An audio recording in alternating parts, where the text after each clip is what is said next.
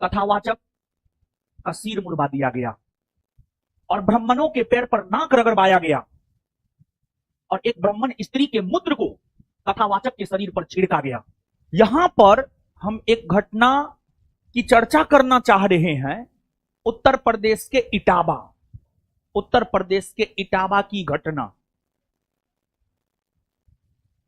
एक तो पहली बात, उत्तर प्रदेश की इटावा की घटना अत्यंत ही निंदनीय है। हुआ यह है कि एक ब्राह्मण का गांव था। उस ब्राह्मण के गांव में यादव जाति के लोग कथावाचक बनकर के कथा कर रहे थे और जब ब्राह्मणों को यह पता चला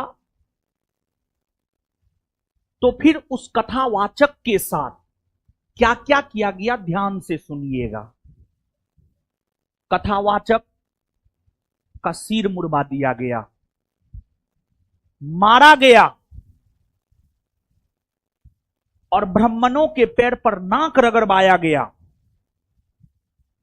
और एक ब्राह्मण स्त्री के मूत्र को कथावाचक के शरीर पर छिड़का गया। क्या यही मानवता कहता है? क्या यही ब्राह्मणवाद है? क्या यही हिंदू धर्म है? कहता है हिंदू राष्ट्र बनाएंगे, हिंदू राष्ट्र बनाएंगे। कैसे आप हिंदू राष्ट्र बना लीजिएगा? बिना एससी एसटी ओबीसी के एकता के आप हिंदू राष्ट्र बना लीजिएगा? हर ब्राह्मण खराब नहीं होता है, लेकिन कुछ रूढ़िवादी ब्राह्मण, ये जो क्रियाकलाप हुआ है रूढ़िवादी ब्राह्मणों के द्वारा हुआ है। ये चाहे ओबीसी के साथ हो, एससी एसटी के साथ हो, किसी के भी साथ हो, ये एकदम गलत है। ठीक है, आपको यादव कथावाचकों से नहीं करवाना था, आप नहीं करवाते।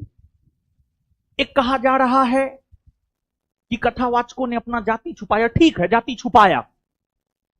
कहां लिखा हुआ है कि कथावाचन जो है ब्राह्मण ही करेगा? सबसे प्रमाणिक ऋग्वेद है। ऋग्वेद में तो यह बात नहीं लिखा हुआ है कि कथावाचन जो है ब्राह्मण ही करेगा। और अब कहां है लोग? कथावाचक सब कहां है? कथावाचक को तो इस पर सवाल खड़ा करना चाहिए। भगवान कृष्ण जब दोस्ती किए थे किससे? सुदामा से, तो उससे जाति नहीं पूछे थे। भगवान राम जब सबरी का जूठा बेड़ खाए थे तो उनसे जाति नहीं पूछे थे और उसी राम का नारा लगा था, जय श्री राम। और हिंदू एकता कहां है? हिंदू एकता कहां गया? हिंदू एकता कहां गया? कथावाचक बोलना चाहिए कथावाचक को। अभी तो एक के मुंह से आवाज नहीं निकल रहा है। कल के डेट में हमारा मन करेगा कि हम रामायण महाभारत का कथावाचक बने। हमारा मन करेगा कि हम बने, हम रामायण की व्याख्या करें, हम महाभारत की व्याख्या करें। हमको कौन रोक सकता है? नहीं रोक सकता है, नहीं रोकना चाहिए। आपको करवाना है आप करवाइए, आपको नहीं करवाना है आप मत करवाइए। यानी ये जो ब्राह्मणवादी सोच है, आज भी लोग इससे बाहर नहीं निकले हैं। इस ब्राह्मणवादी सोच से बाहर निकलना चाहिए। और हम हमेशा बोलते हैं ये हिंदू मुसलमान सिख ईसाई ये कोई धर्म नहीं है। देखिए ना देखिए ना डॉक्टर भीमराव अंबेडकर को। डॉक्टर भीमराव अंबेडकर यथासंभव प्रयास किए कि हिंदू धर्म में सुधार हो जाए, हिंदू धर्म में सुधार हो जाए, हिंदू धर्म में सुधार हो जाए। लेकिन हिंदू धर्म में सुधार नहीं हुआ। भले बी आर अंबेडकर साहब जन्म लिए थे हिंदू, लेकिन मरे थे एज ए बौद्ध। क्यों मरे एज ए बौद्ध? अपने जीवन के अंतिम समय में बौद्ध धर्म को क्यों अपनाए? क्योंकि उस धर्म में स्वतंत्रता, समानता, बंधुत्व की बात थी और डॉक्टर भीमराव अंबेडकर साहब स्वतंत्रता, समानता, बंधुत्व के प्रतिनिधि थे। इसी वजह से उन्होंने इस धर्म को अपनाने का काम किया। अरे कोई धर्म नहीं है यार, सबसे बड़ा धर्म है मानवता का धर्म। स्वामी विवेकानंद के प्रसिद्धि का कारण क्या है?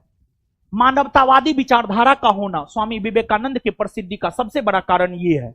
स्वामी विवेकानंद जब शिकागो में जाकर प्रथम विश्व धर्म सम्मेलन में भाषण दिए थे, तो मानवता पर भाषण दिए थे। मानवता पर भाषण दिए थे।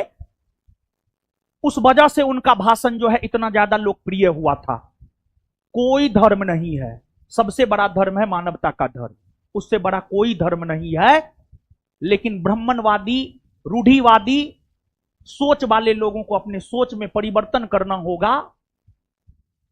और यादव जाति के लोगों को यह लगता है कि हमारा तो कोई कुछ बिगाड़ ही नहीं सकता है। लेकिन समय समय पर रूढ़िवादी ब्राह्मण, एससी हो, एसटी हो, ओबीसी हो, सबको उसका औकात दिखाता है कि तुम्हारा औकात ये है, तुम यहां रहो, ज्यादा फड़फड़ाओ मत। लेकिन किसी का कोई औकात नहीं है। चाहे आप किसी भी धर्म के हो, किसी भी जाति के हो, आपको यह काम करना है कि मानवता क्या कहता है, मानवता क्या कहता है, यह काम करना है आपको। मानवता क्या कहता है?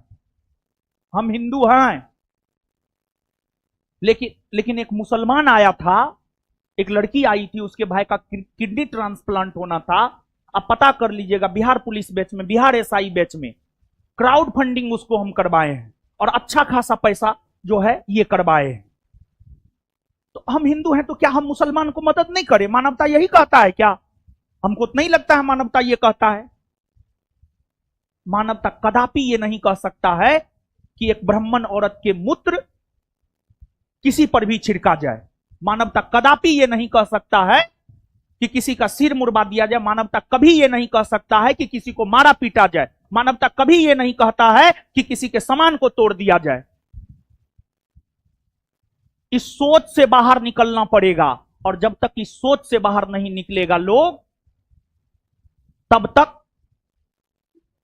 एकता की बात व्यर्थ है। बेवजह का एकता की बात की जाती, बेवजह के एकता की बात की जाती है। और जब पहलगाम में कांड हुआ था तो लोग कह रहा था, ट्वीट कर रहा था, सब बोल रहा था, मुंह खोल करके बोल रहा था कि जाति नहीं पूछा गया, धर्म पूछा गया। आज तो जाति पूछ करके यानी इस प्रकार का कुकृत्य किया जा रहा है। कहां है लोग बोलने वाले, कहां है कथावाचक? सबको सांप सूंघ गया है, समझ गए? क्योंकि यह घटना ओबीसी, एससी, एसटी के साथ होता है। एससी, एसटी, ओबीसी समुदाय के लोग जब किसी मंदिर में जाते हैं तो मंदिर को धुलवाया जाता है। कहां लिखा हुआ है मंदिर में जाएगा तो मंदिर अछूत हो जाएगा जी? कहां लिखा हुआ है? कौन ग्रंथ में लिखा हुआ है? कौन साहित्य कहता है? कौन महाभारत, गीता, रामायण कहता है जी? है? इस ब्राह्मणवादी सोच से बाहर निकलना होगा। और निकलेगा लोग, निकलेगा कैसे नहीं? एकदम निकलेगा, एकदम निकलेगा। अरे उसके आर्थिक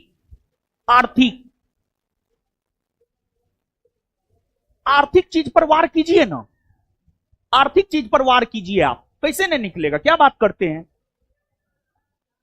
अंग्रेज क्या किया? अंग्रेज भारत में सबसे पहले अपने आर्थिक स्थिति को मजबूत किया, और आर्थिक तौर पर अंग्रेज मजबूत हो गया, फिर शासन प्रशासन किया, सब कुछ किया। उसको आर्थिक क्षति पहुंचाइए ना, आर्थिक क्षति पहुंचाइए। मत बुलाइए, अपने शादी विवाह में जाइए, कोर्ट मैरिज कीजिए। मत बुलाइए कोनो कर्मकांड में, अपने से बैठ के कर लीजिए कर्मकांड। बंद कीजिए उन लोगों को लाना। सोच कैसे नहीं बदलेगा? क्या बात करते हैं? आर्थिक क्षति पहुंचाइए, सोच बदलेगा। हम ना ब्राह्मण धर्म के, ना ब्राह्मणों के खिलाफ हैं, लेकिन हम ब्राह्मण के खिलाफ कदापि नहीं है। लेकिन जो मानवता को शर्मसार करता है उसके खिलाफ हम हैं, और हमेशा हम रहेंगे, चाहे वो कोई भी हो, कोई भी जाति हो, कोई भी धर्म हो। खाक फर्क हमको नहीं पड़ता है।